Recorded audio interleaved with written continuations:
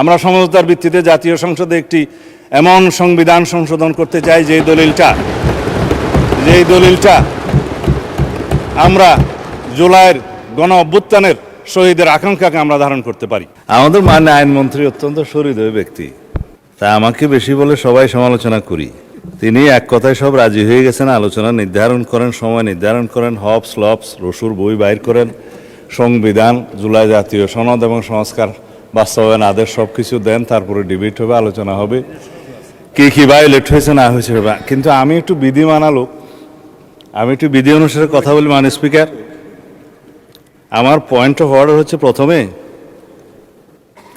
মাননীয় স্পিকারকে অনুরোধ করেছিলাম সেদিন, যেদিন মাননীয় বিরোধী দলীয় নেতা এই একই বিষয়টা উত্থাপন করেছিলেন, যে ওনাকে নোটিশ দিতে বলেন। এটা নোটিশের প্রয়োজন আছে, অত্যন্ত গুরুত্বপূর্ণ বিষয়, সেই বিষয়ে আপনি সংসদে আলোচনা করে ফয়সালা দিবেন। বিধান হচ্ছে গুরুত্বপূর্ণ বিষয়ে মুলতবি প্রস্তাব। Rule 62, rules of procedure, notice উনি দিয়েছেন। নোটিশে একটা কপি সৌভাগ্যক্রমে আমি পেয়েছি এখানে টেবিলে। মুলতবি প্রস্তাবের বিষয় লিখছে সাম্প্রতিক ও জরুরি জনগুরুত্বপূর্ণ একটি সুনির্দিষ্ট বিষয় সম্পর্কে আলোচনা করার জন্য এই সংসদের কাজ এখন মুলতবি করা হোক। নোটিশ তো দিতে পারবেন আপনি জরুরি গুরুত্বপূর্ণ বিষয়ে, জরুরি জনগুরুত্বপূর্ণ বিষয়ে নোটিশ দিতে গেলে তো আপনাকে অন্য বিষয়ে যেতে হবে, আর বিধি 68-এ যেতে হবে। This is my point of order. এবং সেখানে আপনি সময় পাবেন আধা ঘন্টা আলোচনার। এখন যদি আপনি সংশোধন করতে চান, সংশোধন করতে পারেন। মানে বিরোধী দলীয় নেতাকে সংশোধিত নোটিশ আবার দিতেও বলতে পারেন, আপনার রাইট আছে। You are milord of the house, অভিভাবক, ইউ ক্যান ইন্টারপ্রিট। এই পার্লামেন্টে আপনি সব কিছু সংশোধন করতে পারবেন। সেই হিসাবে যদি আপনি এখতিয়ার প্রকাশ করেন, প্রয়োগ করেন, তাহলে উনি আবার নোটিশ প্রদান করতেও পারে, অথবা আপনি সংশোধিত আকারে নিতে পারেন। এখানে পার্লামেন্টের অনেক অফিসার্স আছেন, লেজিসলেটিভ উইংয়ের আছেন, আপনারা হয়তো এটা দৃষ্টি আকর্ষণ করতে পারতেন। মাননীয় স্পিকারের নোটিশটা দেয়া হয়েছে জরুরি জনগুরুত্বপূর্ণ বিষয়ে সাম্প্রতিক, সেটা আসবে 68-এ, এবং সেখানে আপনি আলোচনা করার সুযোগ দিতে পারবেন আধা ঘন্টা যদি আপনি প্লিজড হন। আর এখানে 62-তে যদি আপনি নোটিশটা অ্যাকসেপ্ট করেন, তাহলে আপনি সময় দিতে পারবেন 2 ঘন্টা, এবং 3 দিনের মধ্যে যদি আপনি সম্মত হন এবং বিরোধী দলের সদস্যের মধ্যে যদি 25 জন সেটা সমর্থন করে, এবং সরকারি দলের সদস্যদের মধ্যে যদি কেউ আপত্তি না তোলে। এখন আমি আপত্তিও তুলছি না, অনাপত্তিও তুলছি না, কারণ সেজন্য আপনার অনুমতি লাগবে, আলোচনা হবে। নোটিশটাই তো বৈধ হয় নাই, আপনি বৈধভাবে আগে নোটিশ দিতে বলেন, তারপরে আলোচনা হবে। কি আপনারা মাননীয় সংসদ সদস্য, আপনারা বসেন দয়া করে। মাননীয় স্পিকার বসেন, দয়া করে বসেন। মাননীয় স্বরাষ্ট্রমন্ত্রী, আপনার বক্তব্য শেষ করুন। আমি আপনার প্রোটেকশন চাচ্ছি। আপনি বিরোধী দলীয় সদস্যদেরকে ফ্লোর দিবেন, অসুবিধা নাই, কিন্তু লেট মি স্পিক। আমরা যেন আগের কালচারে ফেরত না যাই। আপনি যদি আমাকে সময় না দেন, তাহলে আমি বসে যাব, এটাই বিধি। আর যদি আমি আপনার বক্তব্য কন্টিনিউ করেন মাননীয় মন্ত্রী। আমি তো ফর্মুলেট করতেছি মাননীয় স্পিকার। মাননীয় স্পিকার, আমি ফর্মুলেট করতেছি যে বিধিতে উনি নোটিশটা দিয়েছেন না, যে বিধিতে উনি নোটিশ দেন আপনি দেখেন। আপনার সামনে তো কিতাব আছে, রুলস আছে, পার্লামেন্টের অফিসার্সরা আছে, সবাইকে দেখেন। আপনি যদি এই বিধিতে 62-তে এই নোটিশটা গ্রহণ করেন, তাহলে আপনাকে সংশোধিত আকারে গ্রহণ করতে হবে, অথবা আপনাকে বলতে হবে মাননীয় বিরোধী দলীয় নেতা, আপনি 62 রুলসে আবার একটা নোটিশ দেন, কারেকশন করে দেন। এটা হচ্ছে আমার ফার্স্ট পয়েন্ট অফ অর্ডার। এখন এখানে তো বিরোধিতা করার কিছু নেই, আমি তো অপোজ করছি না। আপনার এভরি রাইট আছে নোটিশ দেওয়ার, সংশোধিত করার, এবং আপনি অ্যালাউ করার। কিন্তু যে নোটিশটা এখন আমাদের সামনে আছে, এই নোটিশটা হচ্ছে 68 রুলস অনুসারে নোটিশ। আপনি জরুরি জনগুরুত্বপূর্ণ বিষয়ে আপনি দেখেন, জরুরি জনগুরুত্বপূর্ণ বিষয় সম্পর্কে সংক্ষিপ্ত আলোচনা এখানে আধা ঘন্টা পাবেন। কোনটা আপনি ডিসাইড করবেন, আপনার এখতিয়ার। My second point of order, মানে বিরোধী দলীয় নেতা এই মুলতবি প্রস্তাব উত্থাপন করেছেন। যদি ধরি উনি রাইটলি 62-তে উনি বলছেন, তাহলে উনি শুধু ওনার প্রস্তাবটা উত্থাপন করতে পারবেন। এখানে আপনি জুলাই জাতীয় সনদ, উইদিন ব্র্যাকেট সংবিধান সংস্কার আদেশ, বাস্তবায়ন আদেশ 2025 13ই নভেম্বর, এইটা পুরাটা পড়ার তো মাননীয় স্পিকার কোনো সুযোগ নাই। এটা আপনি যদি ডিবেটের জন্য দিন নির্ধারণ করেন, আগামীকালকে করবেন, আগামী পরশু করবেন, 3 দিনের ভিতরে আপনি করতে পারেন। সেদিন আলোচনা হতে পারে, বিরোধী দলীয় এবং সরকার দলীয় কোন কোন সদস্যগণ বক্তব্য রাখবেন সেটা তখন দেখা যাবে। কিন্তু আমার অ্যানাদার পয়েন্ট অফ অর্ডার, সেটা হচ্ছে আপনি এখানেই দেখবেন যেখানে জনগুরুত্বপূর্ণ বিষয়ে মুলতবি প্রস্তাব আনতে পারে, এখানে হচ্ছে বিধি 63-তে আপনি দেখবেন যে এমন কোনো প্রস্তাব নিয়ে আপনি আলোচনা আনতে পারবেন না যে প্রস্তাবে প্রতিকার কেবল আইন প্রণয়নের মাধ্যমে হতে পারে। এখানে এটার প্রতিকার তো সংবিধান সংশোধন এবং আইন প্রণয়নের মাধ্যমেই হবে।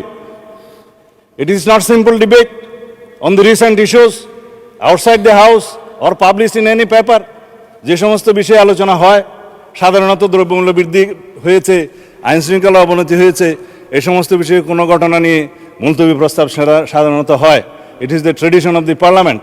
হয় কি হয় না সেটা পরে, কিন্তু উত্থাপিত হয়। আমার জীবনে খুব কম দেখেছি আমি মুলতবি প্রস্তাব অ্যাকসেপ্ট হয়েছে বা উত্থাপিত হয়েছে বা আলোচিত হয়েছে বা বুটে গৃহীত হয়েছে। কিন্তু এটা তো আইন প্রণয়নের সাথে জড়িত। আপনি বিধি 63-তে দেখেন যে বিধিটা 63-তে বলা আছে যে বিষয়গুলো আইন প্রণয়নের মাধ্যমেই সমাধান হতে পারে, সেই সমস্ত কোনো বিষয় জরুরি গুরুত্বপূর্ণ বিষয় হিসাবে মুলতবি প্রস্তাবের জন্য আসতে পারে না। এখানে আমার ফেয়ার প্রপোজাল আছে, this is my third point of order, fourth point of order. আমার প্রপোজাল আছে, আমরা সংবিধান সংশোধন করতে চাই, আমার বিরোধী দলীয় সদস্য কেউ কেউ সংস্কার করতে চান। পার্লামেন্টারি ল্যাঙ্গুয়েজ হচ্ছে কনস্টিটিউশন হয় প্রণীত হবে, অথবা রহিত হবে, অথবা স্থগিত হবে, অথবা সংশোধিত হবে। আমরা এখানে সোভারেন পার্লামেন্টে এখতিয়ার নিয়ে এসেছি, সোভারেন জনগণের। আমরা এনাক্টমেন্ট করতে পারবো, আইন প্রণয়ন করতে পারবো, এবং সংবিধানও একটি আইনের মাধ্যমে, বিলের মাধ্যমে এসে সংবিধান সংশোধন হবে। সুতরাং সংবিধান সংশোধনের জন্য let us form a constitution reform committee here, position এবং অপোজিশন সবগুলোকে নিয়ে, সবাইকে নিয়ে সংবিধান সংশোধনের জন্য আমরা কাজ করি। এবং আমাদের গুরুত্ব দিতে হবে জুলাই জাতীয় সনদ, যেটা জাতির সামনে সংসদের দক্ষিণ প্লাজায় সবাই স্বাক্ষর করেছেন, একটা ঐতিহাসিক রাজনৈতিক সমঝোতার দলিল। আমি এটার বিরোধিতা করছি না এই জন্য যে দলিলের মাধ্যমে সংবিধান পরিবর্তন হয়ে যায়নি, সংবিধানের কোনো বিধান পরিবর্তন হয়ে যায়নি, কোনো অর্ডিন্যান্সের মাধ্যমে সংবিধানের কোনো কিছু ডিলিট হয়ে যায়নি, সেটা জায়েজ আছে, কিন্তু প্রস্তাব করা যায়। এইটা হচ্ছে সেই প্রস্তাব, জুলাই জাতীয় সনদ, যে পরবর্তী পার্লামেন্টে সংসদে সবাই রাজনৈতিক সমঝোতার দলিল হিসাবে এটা অনুযায়ী আমরা সংবিধান সংশোধন করব। এবং যে সমস্ত রাজনৈতিক দল ম্যানিফেস্টোতে অন্যান্য বিষয় উল্লেখ করেছে, সেই ম্যানিফেস্টো অনুযায়ী জনগণের ম্যান্ডেট পেয়েছে, আমরা 51% ম্যান্ডেট পেয়েছি। আমরা সেই মতো আমাদের ইশতেহারে উল্লেখিত অন্যান্য বিষয়গুলো যেগুলো সংবিধানকে টাচ করবে সেখানে এগুলো আনতে পারবো, এবং অন্যান্য বিষয়গুলো হয়তো আইন কানুন পাশ করে করা যাবে। যাই হোক, আমরা যেমন কৃষি ঋণ মওকুফ করেছি, সেটা আমাদের ম্যানিফেস্টোতে ছিল, ম্যান্ডেট ছিল, এটার জন্য সংবিধানে টাচ করতে হয় নাই। এখন আমার প্রস্তাব হচ্ছে, মাননীয় স্পিকার, আমরা কি আইন প্রণয়নের মাধ্যমে যেটা ফয়সলা করতে হয় সেটা কি জরুরি গুরুত্বপূর্ণ বিষয় হিসাবে এখানে ডিবেট করব, নাকি করব না? আমরা কি পার্লামেন্টের একটা সংসদীয় কমিটি ফর্ম করব, যেখানে সংবিধান সংশোধনের জন্য সবাই প্রস্তাব দিবেন, বিরোধী দল, সরকারি দল, স্বতন্ত্র সদস্য থেকে সবাই মিলে আমরা সেখানে প্রস্তাব নেব, এবং একটা নির্ধারিত সময়ের মধ্যে আমরা সেই রিপোর্ট এই পার্লামেন্টে প্রদান করব। এবং সেই কমিটি ইচ্ছা করলে পার্লামেন্ট এবং পার্লামেন্টের বাইরে দেশের সমস্ত সংবিধান বিশেষজ্ঞ এবং বিশিষ্ট জন, স্টেক হোল্ডার, পত্রিকার সম্পাদক সহ সবাইকে আমরা ইনভাইট করে তাদের মতামত নেব। এবং আমরা জাতীয় ভিত্তিতে যেটা আমরা সম্মত হয়েছি, যে জুলাই জাতীয় সনদ যেভাবে স্বাক্ষরিত হয়েছে উইথ নোট অফ ডিসেন্ট, যারা জনগণের ম্যান্ডেট প্রাপ্ত হয়েছে সেই নোট অফ ডিসেন্টগুলো ম্যানিফেস্টোতে উল্লেখ করার পরে সেই হিসাবেই যাব, নাকি শুধুমাত্র আমরা এখানে ডিবেট করে মুলতবি প্রস্তাব গ্রহণ করা হইল, হ্যাঁ অথবা না বলেন না করছে, এগুলো সেখানে যাব? মেজরিটির ভিত্তিতে আমরা যেতে চাই না।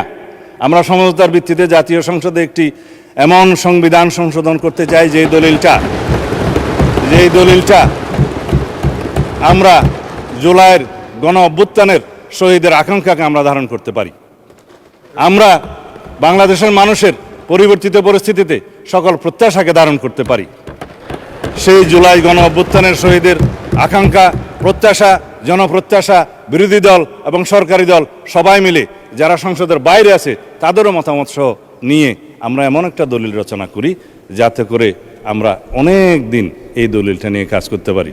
অনেক দিন বলার কারণ হচ্ছে সংবিধান মানুষের প্রয়োজনে, দেশের প্রয়োজনে, সমাজের প্রয়োজনে, চাহিদা অনুযায়ী সময়ে সময়ে অবশ্যই কিছু কিছু বিধান পরিবর্তন করতে হয়, সময়ের দাবি। সেই জন্য আমরা একটা পারপিচুয়াল নেচারের অ্যামেন্ডমেন্ট করি যেটা অন্তত দীর্ঘদিন পর্যন্ত আমাদের এখানে থাকবে। আমরা সেই সংবিধান নিয়ে আগাতে পারবো। আপনি এখন ডিসাইড করতে পারেন মাননীয় speaker, you are my lord of the house. ধন্যবাদ।